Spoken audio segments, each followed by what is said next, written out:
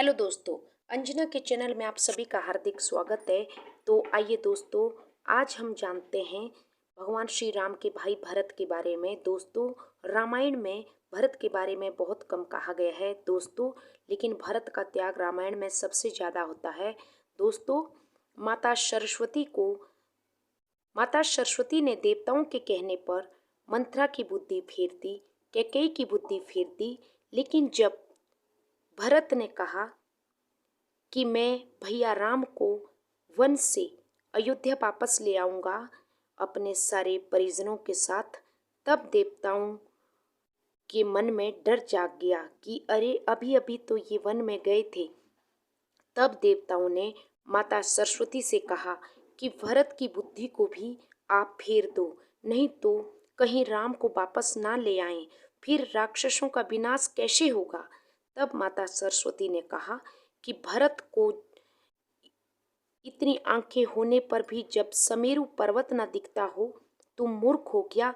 मैं दुनिया में किसी की भी बुद्धि भ्रष्ट कर सकती हूँ, परंतु भरत की बुद्धि भ्रष्ट नहीं होगी। वे बहुत बड़े धर्मात्मा हैं। ऐसे थे दोस्तों भरत। महात्मा भरत बहुत ही त्यागी थे दोस्तों। गुरु वशिष्ठ ने जब उन्हें कहा कि राम तो अब वन में चले गए हैं, अब तुम अयोध्या की गद्दी पर बैठो, तो भरत कहते हैं कि गुरुदेव, मैं गद्दी पर नहीं बैठ सकता। गुरु वशिष्ठ कहते हैं कि भरत, अगर मैं तुम्हें आज्ञा दूं, क्या तब भी तुम गद्दी में नहीं बैठोगे। इस पर भरत ने बहुत ही शानदार उत्तर दिया कि गुरुदेव, यदि मैं गद्दी पर बैठा तो ये धरती पाताल को चली जाएगी। गुरु ने कहा, ये क्या कह रहे हो भरत, इस धरती पर रावण कुंभकर्ण जैसे राक्षस हुए, उन्होंने राज्य किया कर रहे हैं। इस धरती पर हिरण्याक्ष और हिरण्यकश्यपु जैसे राक्षस हुए, तब तो ये धरती पाताल को नहीं गई। तो भरत जैसा धर्मात्मा आदमी यदि गद्दी पर बैठेगा तो ये धरती कैसे पाताल में जाएगी। इस पर दोस्तों भरत ने कहा, भरत का भाई के प्रति प्रेम सुनिए दोस्तों। भरत कहते हैं कि गुरुदेव, धरती माता जानती है कि रावण कुंभकर्ण ये तो राक्षस हैं।